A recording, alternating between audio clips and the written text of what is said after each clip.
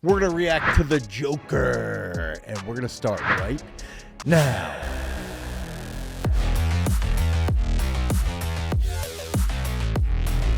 All right, so we are here with Earl, our co-host of our podcast. And Earl's going to help break down Nikola Jokic.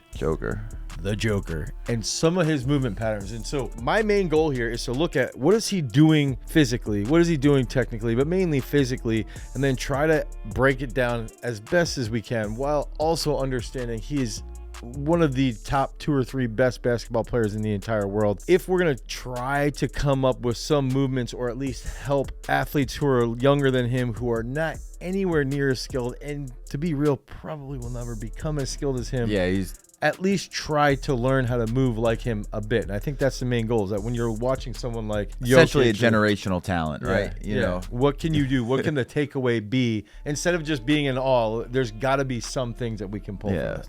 You know, got drafted, Taco Bell commercial was more important. All right, you ready? Yeah, look who's defending him too. It's Anthony Davis, who's 7 feet plus tall, one of the best defenders in the NBA. This is the first play, and it's like, jump back, right in his face, 29 feet. Yeah. It's just like, yeah, whatever, man. You just did that. I did. That's the biggest thing there too, is it's like, and you and I talked about this a little bit off air, where his teammates like, dude, really? Where it's like, a lot of this does come down to how stable he is with his trunk. So even his desperation over, just weird shot angle, dude in your face, quiet eye. Yeah. I wonder if he's good at math. I always wondered that. I bet he has. He could probably draw some and trig. Look at this. Step back, boop, collect, off 2 feet. Okay, how you just broke that down for me is like a big factor here, is like the touch on his shot. We can't help you with. Like, that's for your basketball coaches. That's for those specific coaches to help develop your shot. Now, the step back, ground, and control, that positioning and what kind of elevation you can get, how you can set up a clearer shot for yourself in a high school game, that's where we're going to try and come into play. And on that situation there, it almost reminded me a little bit of, like, let's say we're doing like a goblet single leg, right? Like a goblet single leg, and then maybe we're going to pair that with like a forward jump and land on one leg and pause. And the reason why I would pick that as an exercise is that then you could in turn also build off of that to like a backwards jump. That's sort of the goal here, outside of me also just watching it and being like, what? Yeah, I envision what you just said, like a mini hurdle behind. Yeah. And like setting up almost in like a skater squat. Okay, yeah. And jumping backwards and landing on both feet. Yeah. What do you think it's like to play with a dude like this? Easier. Let me go left. Let me go right. Up.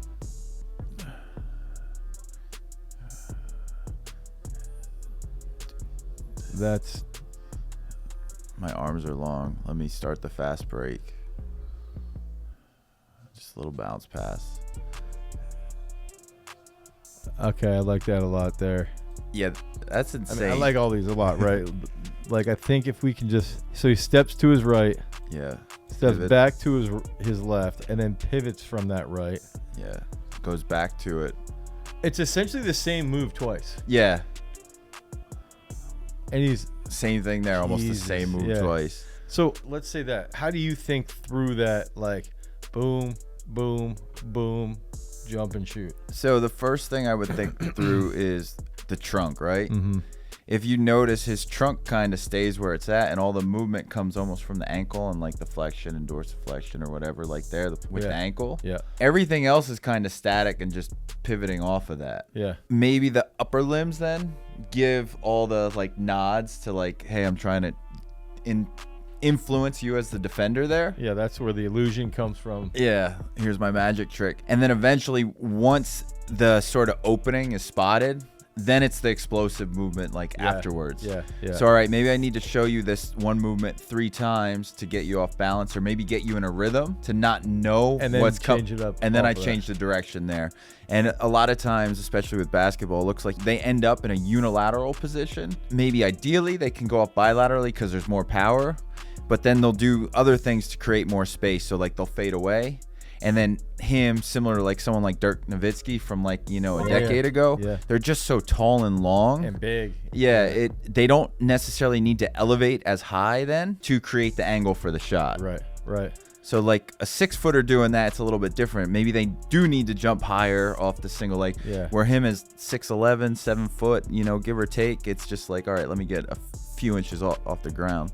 And like that right there, like this is something that I even think too, there's something about, in some of our videos, we will talk about the quiet eye. Trunk control plays a major role in the quiet eye, which is essentially like, think about a wide receiver's running and they turn and they're able to see where that ball is going to be, and they can really dial in on the ball and block out any other noise. And a lot of that is because of the trunk control.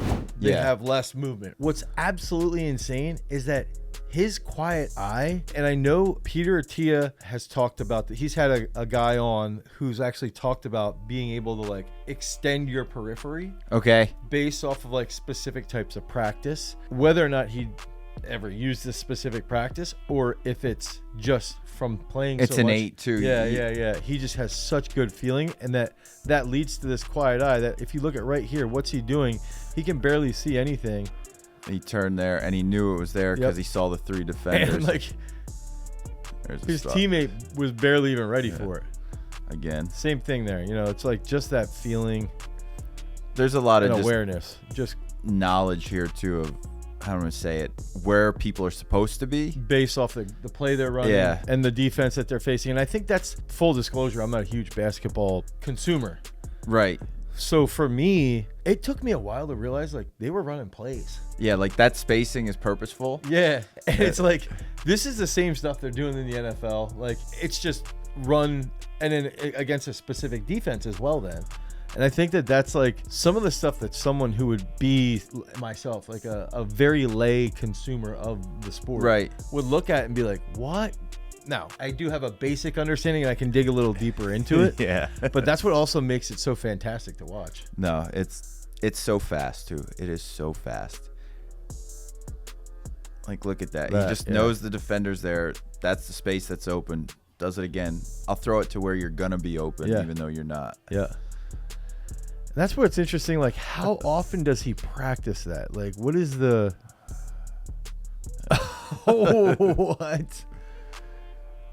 Again. Oh, that's ridiculous. Now, that I want to say is something physically that you could, in theory, train. So it's like step forward, 1, 2, med ball behind. Yeah. Step forward, 1, 2, med ball behind. Now, you have to get that stability developed in the trunk and in the hips so that you're not giving that away when you're actually in the skilled position. Like some of it, you could come up with a reflexive patterning off of that. Wait until you see some of his shots too, since you were talking about the reflexive patterning and how he'll like end up in, like right now it's a lot of passing stuff, but he like, this is a good one. Look, it's a hip lock basically, right? Like look at that left leg, how it goes up there, and there's a lean back with it too, of course. Watch, up, boom. Yeah, right there, right there. And again, this is that shot we talked about earlier even where it's like a semi-desperation. This hip lock here is essentially giving him more stability in the trunk. Yeah. And then have that leg out there is a counterbalance to him leaning back too. To like create the stability. The trunk control is through there all the way through the anterior sequence of where he places his knee and his foot to do that. Yeah. Dude, that's insane. Yeah. And there he just muscles them. Yeah, that's also where, that's a play too where you get a really good example of forward lean, change the shin angle, get good acceleration. Like right here, he's got decent lean there, starting to come forward. He's setting him up. Here we go. He should plant right there, yeah. That charge there to the rim is something that you can indeed do in a plyometric series, or let's say something reflexive. I actually think it would be better served in a plyometric series.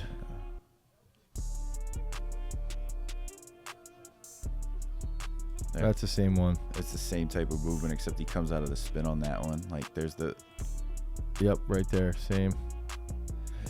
He's jumping off the other leg, though, on that one. Yeah, you're right. You are right. Dude, you know what I'm comparing that? And this sounds weird, but I'm actually thinking about when I'm watching that. So if we watch this 1, 2, 3, step back, and he sets that up. So like who I'm comparing this to is the greatest spin mover of all time in football is Dwight Freeney.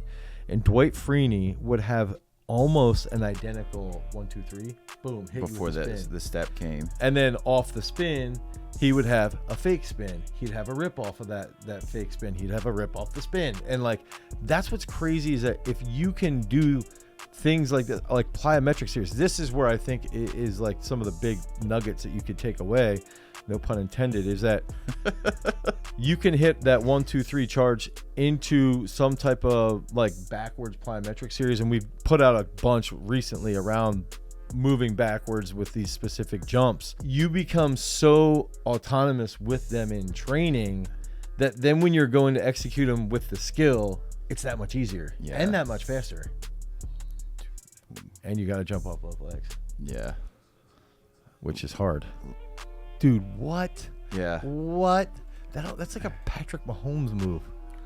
But crazier. Same thing that like what the that one before when he twists, it's almost like doing like like jumping to the side with your shoulders the opposite way. And that was off his right leg there. Yeah.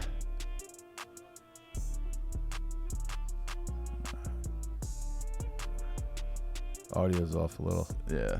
Okay, so there we go with that's just insane. That's chaos coordination there. Yeah, and you know what made me, when you showed me this before we got on air, one thing I wanted to point out here, what this reminded me of. So you showed me this. Wait, was it that move? I think it's this one. Yeah, there we go. Okay, so this is where you're lined up in the middle, throw up a lacrosse ball, sprint, touch, and you got to come back and catch it before it lands. Now, what I would do to train something like this is make sure off the initial bounce, it's getting high so that the athlete has to jump, control it when the catch, and be able to be stable when they land. I'm thinking about you jump to a point like a target that you're moving towards that could help you train this situation, undoubtedly encounter on the court. Yeah, with that contact that comes to, and just be like, look how I can stay vertical. Right. You're not. I mean, the only thing I'd say is the movement, the jump part right here. Boom. Right. Boom. Off there. The left plant. Yeah, but see every time how the knee comes up into that hip lock too. Yeah. That's what I was thinking here. And this is where, like, if you're looking at trying to make it so that we can compare this to other athletic events, thinking about the pole vault, thinking about the high jump here, and the components that you can sort of swipe from that sport to mimic this movement pattern. It's essentially that penultimate leading into the takeoff. It's like, again, dumbbell snatch to a hip lock. Yeah. The moment you said the high jump, I saw it then too right away. Yeah. The only difference is he's going with the ball instead of getting his back to the bar now. Yeah. And I think that's stuff that, especially with strength and conditioning, that we can get better with as we start to make these compare. That's just insane. I don't know what you dude. What? It just, that one's just like a clutch. Just I'm hoping I can hit this shot. That's Rudy Gobert too, who is like a monster on defense. This is just him being a. I do remember reading things during COVID that they felt as though it was almost like you were playing like on the playground. Like it just had that feeling. So guys were just like, well, let's do it. It's just a little bit more laid back. Look at that. Yeah, that's shoulder stability. Oh, you know what I did want to bring up? That reminds me, was that the other aspect. Okay, so I was thinking through that jump that we talked about with the sprinting to the lacrosse ball. Yeah. You could take a general movement like a miracle grow. Mm-hmm. Okay, so you train a miracle grow to lengthen your trunk, lengthen that shoulder girdle and stuff like that. That general strength development that you get from that.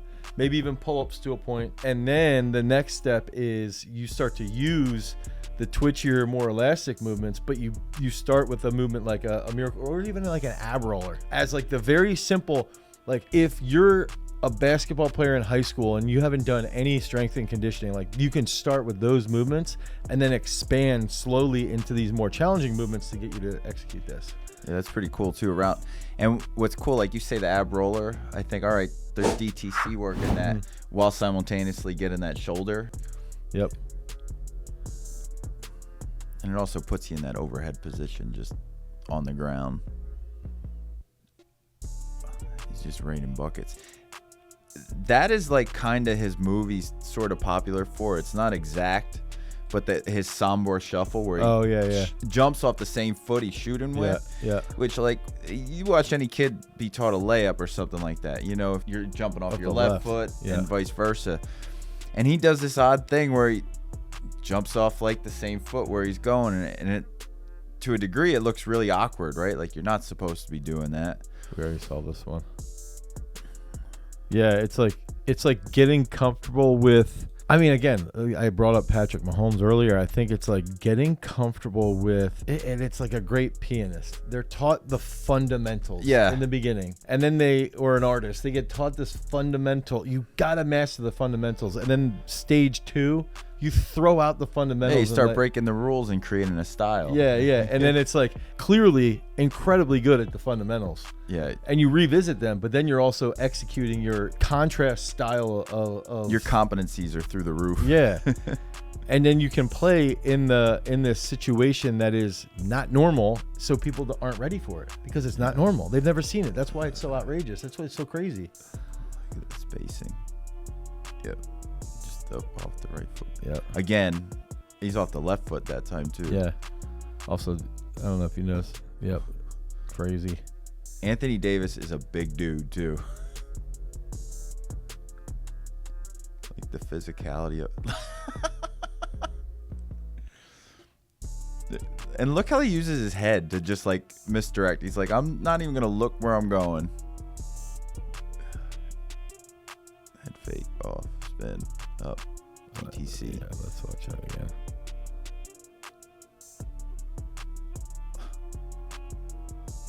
All the chaos coordination here. And look at that, like right here. I'm thinking like a single leg post up on this. Switches. Now he's getting a little bit of acceleration forward. Steep shin angle there. Good mobility in his ankle. And like the other thing, I don't know if he does any resistance training at all. I have no idea. And I'm not trying to make the argument that he is. I'm trying to make the argument that we've got to try and learn from a guy like this so that we can help younger kids. Yeah. And now it's like, look at that weird.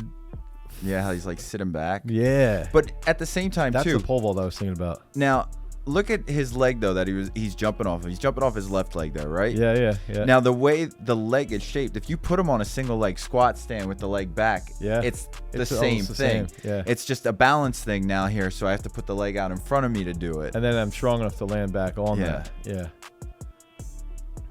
What? Going from deep. Who's leaving him that open? What game is this? Oh, this is on. That's nice. Yeah. I think that's crazy too. You can't, because of how he will leap off either single leg, it makes it harder to defend him then too. With like, is he shooting or is he passing here? Right. Yeah, so I think the big factor is like looking at somebody like Jokic, plan that out like, okay, this is what he's doing. Look at general exercises like miracle row, single leg squat. I mean, I would say goblet squats, walking lunges, simple things that you can do. Then you bring in, okay, let's do some plyometrics. That might be like single leg hop with a pause or quiz jump with a pause, Jan jumps if you're more advanced. And then looking at things like reflexive movements like a dumbbell drop, snatch. Yeah. Hold that hip lock position. Just the hip lock, like dumbbell snatch is great. And getting like, comfortable it's with essentially his somber shuffle the way it ends up looking at the end. So you can use those, become more versatile in the weight room with your resistance-based training. You don't have to look at like, I'm not telling you to go back squat 500 pounds so that you're expanding that movement vocabulary. And then in turn, when you're getting out on the court and you're practicing, you can get creative and learn from somebody like this. I have a quick question. Do you think you could start doing some of the, from a basketball standpoint, you do a simple dumbbell snatch to hip lock and start tying a band to your waist and having the band pull you in different directions? I think that would be okay. So like it could pull from your left, it could pull from your right, and you're still doing the same movement just to like enhance where a defender is maybe coming from and making the contact on your body. I think you could do that. All right. I'll play around with it. Wonderful. I don't know. I mean, I play basketball at my dad's house sometimes. Yeah. But I'm probably the worst basketball player you've ever seen. It's like learning a new skill, man. That's Can't true. hurt. That's true. So if you guys need help with your training, head over to peakstrength.app. We want to give you 5 free days of training. Until next time, don't forget, freaks, if you want to become a champion, you've always got to cultivate your power. Peace.